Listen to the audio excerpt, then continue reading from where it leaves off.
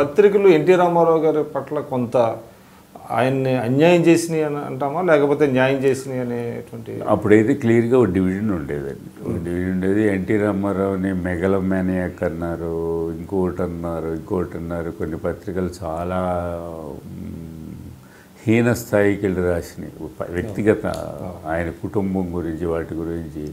నిజానికి నాకు తెలిసినంతవరకు ఎన్టీ రామారావు గారి కుటుంబము పద్ధతిగానే ఉన్న కుటుంబం. చదువులు సత్యాలు అంటే ఏ పత్రికలు రాసినండి? అంటే కొన్ని వేరే రకమైనటువంటి పత్రికలు రాసినా, లేకపోతే మెయిన్ స్ట్రీమ్లో ఉన్న పేపర్లో రాసినాయి. మెయిన్ స్ట్రీమ్లో పేపర్లో రాసినాయి. తర్వాత 82, 83లో తెలుగుదేశం పార్టీ ప్రపంచానికి ఎన్టీ రామారావు ఎక్కడున్నాడో ఈనాడు చూస్తే తెలిసేది. అప్పుడు ఇన్ని ఎడిషన్ లేవు, బట్ స్టిల్ ఇదిగో పలానా ఎక్కడో కడప జిల్లాలో వాళ్ళ రిపోర్టర్ పలానా చోటు ఆయనతో పాటు ఉండేవాళ్ళు. ఒక కారు, ఒక బ్యాచ్ ఉండేవాళ్ళు. మేము కూడా కొంత దూరం చూసాము అప్పుడు ఆయన క్యాంపెయిన్, కాబట్టి మేము గమనించాము. వాళ్ళు చిన్న వార్త పంపేవాళ్ళు. అప్పుడు ఇంత కమ్యూనికేషన్ లేదు. ఎన్టీ రామారావు గారు నెల్లూరు జిల్లాలో పలానా చోట రాత్రి సభలో పాల్గొన్నారు, చిన్న బిట్ అట్లా కవరేజ్ ఉండేవారు. అసలు ఎవరు పట్టించుకోవాలి మొదట్లో 82, 83లో. మాది కొంచెం కాంగ్రెస్ సపోర్ట్ ఉన్న పేపరు. సరే ఇండియన్ ఎక్స్ప్రెస్ వాళ్ళు, ఆంధ్రప్రభ వాళ్ళు ఉన్నప్పటికీ వాళ్ళు ఏం పెద్ద పట్టించుకోవాలి అంత. ఈనాడు రోల్ అయితే ఈనాడు ఒక్కటే వెళ్ళిపోయి పూర్తిగా ఎన్టీ రామారావు తెలుగుదేశం అంటే అది కూడా చెప్పాలి. కేవలం ఎన్టీ రామారావు గారి కోసం ఆ లైన్ తీసుకోవాలని చెప్పడం కూడా న్యాయం కాదు అప్పుడున్న కాంగ్రెస్లో. ఎందుకంటే ఆయన బేసిక్గా కాంగ్రెస్ వ్యతిరేకి నాకు తెలిసినంతవరకు, ఆయన పద్ధతి చూసినంతవరకు. ఎప్పుడైతే కాంగ్రెస్ పార్టీ భ్రష్టుపట్టిపోతుందో, సీఎంలు మార్చడం కానీ, అంజయ్య గారు కానీ, రాజీవ్ గాంధీ ఇన్సిడెంట్ కానీ ఇవన్నీ జరిగిన తర్వాత కాంగ్రెస్ భ్రష్టుపట్టిపోతుంది. ప్రత్యామ్నాయం లేక కాంగ్రెస్ పార్టీ మళ్ళీ అధికారంలో రావటం అనేది ఆంధ్రప్రదేశ్లో జరుగుతూ వస్తుంది. ఇందిరాగాంధీ ఎఫెక్ట్ కానీ ఏముంది కానీ. దీనికి భిన్నంగా ఏం చేయాలి? దీనికి ప్రత్యామ్నాయ వేదిక ఏంటంటే లచ్చన్న గారు, సుందరయ్య గారు వీళ్ళందరూ పెట్టిన ఒక ఫ్రంట్ లాగా పెట్టారు. 10 పార్టీలు, 8 పార్టీలు. అవేం క్లిక్ అట్లా. ఆ పరిస్థితుల్లో భారతీయ జనతా పార్టీ ఇది చీలిపోయి వచ్చిన తర్వాత, జనతా పార్టీ చీలిన తర్వాత భారతీయ జనతా పార్టీ, అప్పుడు తెలంగాణలో అది కొంత బీజేపీ ఎక్కువ ఉండేది. ఈ కాంగ్రెస్ పట్ల నిరాశ చెందిన వాళ్ళు, నిస్పృహ చెందిన వాళ్ళు, ఇది భవిష్యత్తు లేదనుకున్న వాళ్ళు, భవిష్యత్తుకునే వాళ్ళు చాలామంది ఏంటంటే బీజేపీలో చేరటం మొదలుపెట్టి. బీజేపీని కొంచెం బీజేపీ అంటే జనసంఘం బీజేపీ అప్పుడు వచ్చింది. జనతా చీలిపోయి భారతీయ జనతా పార్టీ వచ్చింది. సో భారతీయ జనతా పార్టీని సపోర్ట్ చేయటం మొదలుపెట్టింది ఈనాడు, ఎంకరేజ్ చేయటం మొదలుపెట్టింది. అంటే డైరెక్ట్ అని కాదు, బట్ భారతీయ జనతా పార్టీతో ఈనాడు మూలాలు ఆ రోజు నుంచి ఉన్నాయి. యాంటీ కాంగ్రెసిజం నుంచి వచ్చింది అది.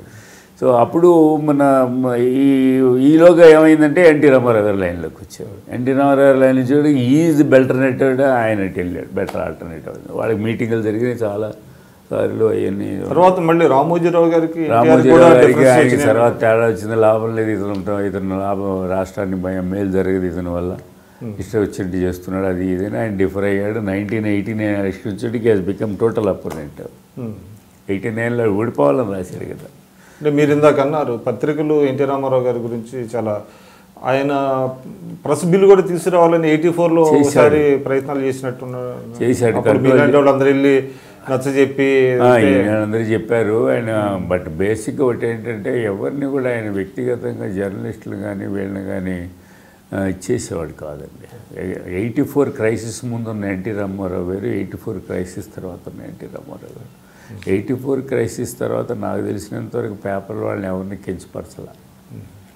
ఇంకోటి చెప్పాలంటే దక్కన్ క్రానికల్, ఆంధ్రజ్యోతి మేము ఉండగా ఏమండి, ఆంధ్రజ్యోతి ఎడిషన్ హైదరాబాద్లో పెట్టడానికి మేము నానా తండాలు పడ్డాం. తిప్పుకున్నారు. కేఎల్ ప్రసాద్ గారు ఇంటర్వ్యూ కూడా ఇవ్వాలి ఆయన.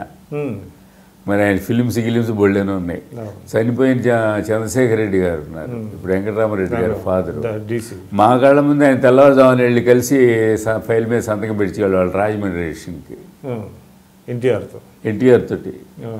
మన ఏమండి అంటే ఓకే అట్లా ఆయన అట్లా పట్టించుకునేవాడు కాదు కొన్ని విషయాల్లో. సరే మీరు చెప్పిన ఇన్సిడెంట్ కూడా జరిగింది కొన్ని సంఘటనల వల్ల అనుకోండి, బట్ ఆయన గురించి చాలా కొన్ని ఈవెన్ గండిపేటలో వెళ్ళి వెతకటం, శవాలు వెతకటం కానీ ఇవన్నీ మేమంతా పర్సనల్గా వెళ్ళాం. అవన్నీ అంతే ఇంకెక్కడ ఉంటాయి లేవా, ఇవన్నీ క్లీన్ చేసేసారు. ఎక్కడైనా ఎముకలు కనపడితే ఏమో చూడండి అంటే ఎవరు చేశారంటే అట్లాగా జనరల్గా యాంటీ అంటే అప్పుడు పదవి పోయిన తర్వాత అంటారా మీరే?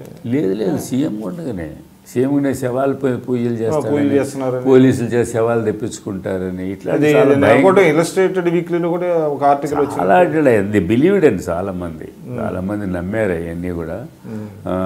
ఎందుకంటే ఆయనలో ఒక మిస్టేక్ ఇది ఉండేది, రామారావు గారిలో ఒక సర్ప్రైజ్ ఎలిమెంట్ అనండి, మిగతా వాళ్ళు ఎవ్వరు కనబడనేటువంటి ఒక ఏమంటాం దాన్ని, అందుకనే మెగలమానికి అని రాశాడు ఒక ఆయన ఇండియన్ ఎక్స్ప్రెస్లో ఆ రోజుల్లో.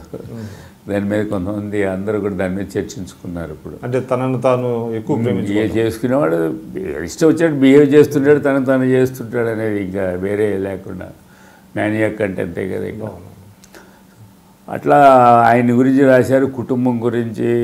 ఇక కొన్ని రాయటం, ఢిల్లీ పేపర్ ఒకటి ఇంకోటి చాలా ఇది రాసింది, ఇక్కడ ఉన్న ఇంగ్లీష్ పేపర్ రాసింది. నాకు చనిపోయిన హిందూ రాజేంద్ర ప్రసాద్ గారు అనేవాళ్ళు. ఇవన్నీ రాస్తున్నారండి. ఇవన్నీ ముందు ఏదో we have highest circulation in Hyderabad పేపర్లు రాస్తున్నాయి, ఆయనకి వ్యతిరేకంగా భయంకరమైన క్యాంపెయిన్ చేస్తున్నాయి. బట్ ఎలక్షన్లు వచ్చేటప్పటికి ఏమైంది, మొత్తం హైదరాబాద్లో టీడీపీ గెలిచింది. No impact on people. So వీళ్ళకి ప్రజలతో సంబంధం లేదండి, మన వాళ్ళకి పేపర్లు రాసేవాళ్ళకనే నేను దాన్ని ఒక ఇది చెప్పేవాడు అనమాట. బట్ మనసు పెట్టుకుంటే మాత్రం ఆయన అదృష్టం ఏంటంటే పేపర్ డైరెక్ట్గా ఎక్కువ చదివేవాడు కాదు. రామచంద్రరావు గోటేటి రామచంద్రరావు చదివినా చూసి సర్లే సార్లే అనేవాడు. ఎక్కువ డిస్టర్బ్ కాలేదంటారు, పట్టించుకోవాలి. ఆయనకి సరిపోయింది, ఇంకోళ్ళు అందరికీ వాళ్ళకి కాదు. ఎందుకంటే ఇప్పుడు మీరు ఆయన గురించి ఒక్కడు పుస్తకం రాశారు, ఒక్కడు రాశారు. ఆయన అంత పర్సనాలిటీ, అంత గంభీరమైన మనిషి. ఆయన బేలగా ఉండేది ఎక్కువ తక్కువ, అంత నిమిషంలో మళ్ళీ భయంకరంగా మాట్లాడగలడు, అంత ఇదిగా ఉంటాడు. బట్ లాస్ట్లో ఏంటంటే భౌతికంగా కొంత ఇదైపోయాడు, మానసికంగా కొంత ఇదైపోయాడు. ఒకటి is a man of commitment. Lakshmi Parvathi గారి విషయంలో కూడా అంటే greatest thing about NT Ramarao ఏంటంటే ఆమె కోసం ప్రభుత్వాన్ని, పార్టీని, కుటుంబాన్ని వదులుకోవడానికి సిద్ధపడ్డాడు.